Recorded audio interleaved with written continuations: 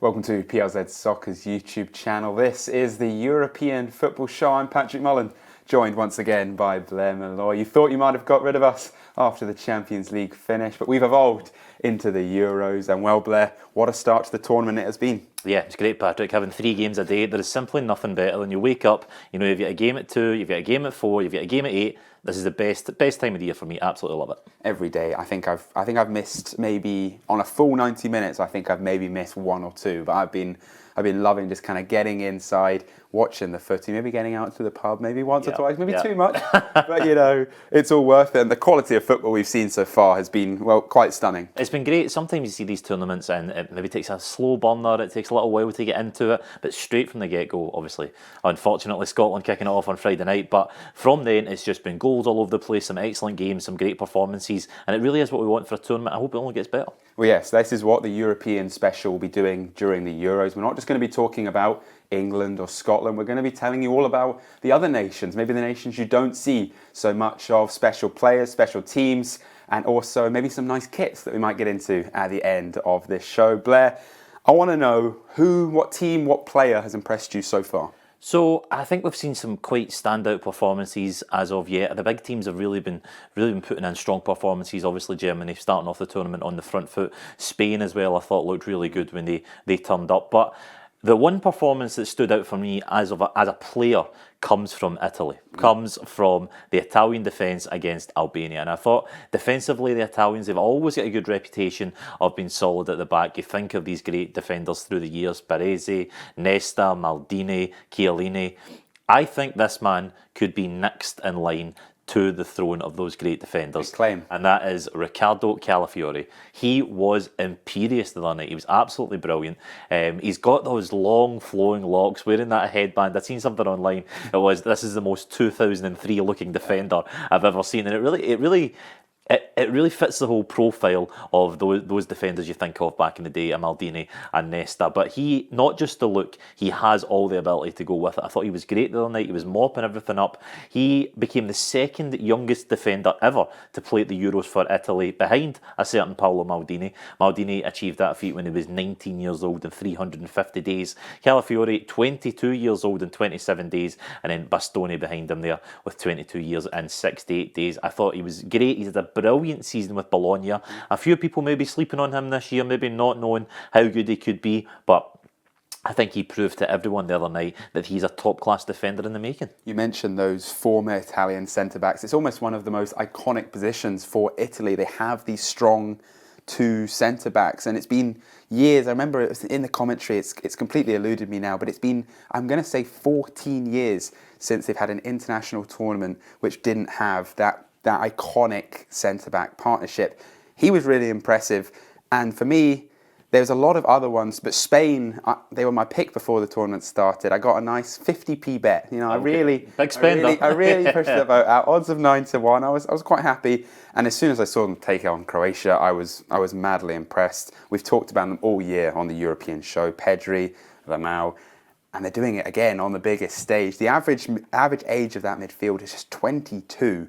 You've got those 2 combined with Nico Williams, alongside the 2 veterans of Rodri and Ruiz, and it's working for them. I think they absolutely dismantled Croatia in that opening game. Yeah, we actually watched that game in the pub together, and I think, when you see Lamine Yamal, a boy at 16 years old, that delivery for his ball into the box for Carvajal was exquisite. It was stunning. And you think back to what I was doing at 16, or what you were doing at 16 just a couple of years ago. It was definitely not delivering inch-perfect crosses in the European Championship. It's just incredible. And you look at that Spain team, and like you said, it's so filled with youngsters, so filled with such generational talent at really the beginning of their career, and you look at the Spain team and think they could go on in the next 10 years and be really, really quite something. It's another one of these teams that were in a bit of a transition period. Maybe even Germany came into this tournament not really sure how they were, but they've hit the ground running. I think Spain came into this tournament one of the favourites, of course, but in years gone by, they have struggled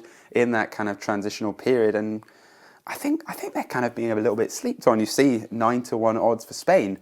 I don't see how they are any less skillful or have any less talent than any of the teams higher than them in the division. I thought the Croatia performance was really interesting because they did play really well, and I think if you were to look at that purely on the scoreline, you would go, well, Spain absolutely ran right in that game. They did give Croatia a lot of chances. There was open, and I think on another day with another team they're playing, maybe Croatia, someone else takes those chances. So I think it'll be very interesting to see how this Spain team develops. Like you said, they have all the young talent, all the ability, and making a start like that, it'll be absolutely incredible. But another team that did almost make a perfect start, well, did make a really good start, but they didn't quite hang on to it, was Albania. And what a story that is. The quickest goal in European Championship history. I got the notification through on my phone that said kickoff, Albania, Italy underway. I tell you not, I got my phone out, flicked it on, what was it, ITV, BBC, one of the two, and I flicked it on, 1-0. I missed it, 23 seconds, I'd missed the goal, and I was like, I thought I'd got the timing wrong of the game, or maybe my notification came through. I couldn't believe it, and what a start for the Albanians. I don't think you've been the only one. 23 seconds in by Nadim Bajrami, and I think if you look here at the list of the fastest goals in European Championship history, there he is, 23 seconds, quite a way in front, by the way, not just beat it, absolutely annihilated the second place, and that was 1 minute and 7 seconds by Dmitry Kirichenko for Russia against Greece at 2004. Little hope for Scotland there, Greece losing in the group stages, did go on to win that tournament. The next is 1 minute 22 for Emil Forsberg, who scored for Sweden against Poland. Josef Poulsen, 1 minute 39, he scored for Denmark and a loss to Belgium, and then 1 minute 40 Robert Lewandowski for Poland against Portugal in 2016. And I think the Albanians, I had a funny feeling for them against Italy. I thought they might just be able to pull something off when that goal went in after 23 seconds. I'm thinking, this is on. They've got it here.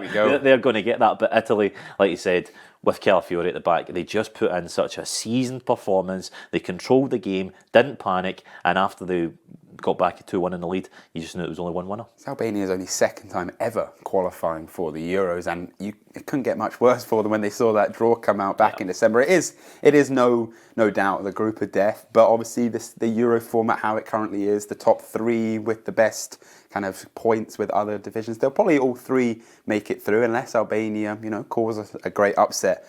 But I think as well, just even scoring that early, what a great moment for the Albanian fans. Having that thing to go, even for 23 seconds, for the couple of minutes that they were ahead, it was pure ecstasy. They're like, we're beating Italy. We're beating Italy in Euro 2024. Absolutely incredible. And I think every nation that, albeit you might not think you're going to win it, you're just there to make some memories, make some experiences. I think everyone hopes for just having that moment where it really matters and you're ahead and you think, we could do this. I think we were all hoping for the same in the Scotland game. I don't want to go back to it again, but we were there in the fan zone. The atmosphere is building. If Scotland go ahead and score one in the first 5-10 minutes, even if they go on to lose 5 more goals, you still have that moment. And I know Scotland did score one at the end, Rudiger, that own goal, but it didn't have that same almost ecstasy of excitement because it felt like the game was done. Yeah, you're just looking to take that lead and just have that moment of, this could be it. They'll really be hoping that they can do something against Switzerland during the week. And one man for Switzerland I'd love to mention, Brelin Bolo. He's had such a tough time over the last 18 months. He hasn't played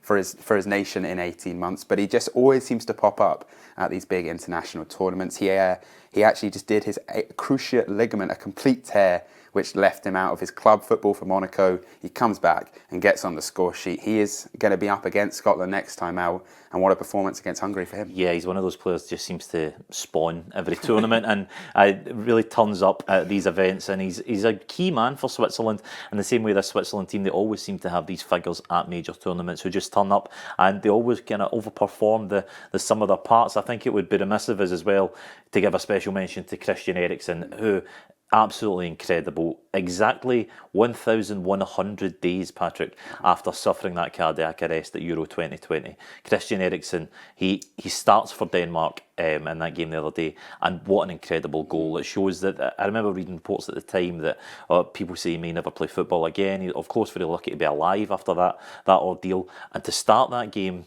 and to score such an excellent goal, it just showed his entire quality. And I think no one would begrudge Christian Eriksen a moment like that. It was incredible to see. It's one of those moments you look back, and I can almost remember where I was when I heard the news. Like, I'm not a family member of Christian Eriksen, but it's huge breaking news that he's collapsed. No one was sure what was happening. I wasn't watching the game, just pinged through on my phone, and you're just suddenly just constantly checking Twitter, BBC, kind of just maybe just seeing if you can get any bit of information.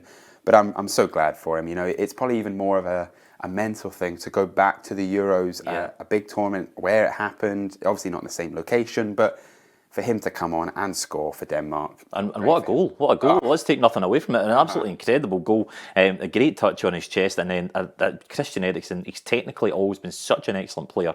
That finish to put his side ahead. And if Denmark are going to progress and make it through this tournament, he's going to be one of the key men for them. Yeah, but there's been a lot of key men in the opening games, and it seems to be the big men up front that seem to be banging in the goals so far. Yeah, Patrick, as you know, well, one of my favourite genres of players is the big number 9 up front. So this tournament, I absolutely love it so far. I think the Hungarian forward, everyone has seen that photo by now. He absolutely broke the internet when he came on the other day, Martin Adam. And I think there's been a lot of disrespect towards this man. Yeah. People just look at him and judge him by his figure, his physique. He's built more like a power lifter rather than a footballer, I would say. But he's had a superb career at club level. He's currently playing in Korea, and across his whole career, he's 29 years old now. He's got a goal record of 1 every 3 games across more than 300 games, which is quite a decent record for anybody.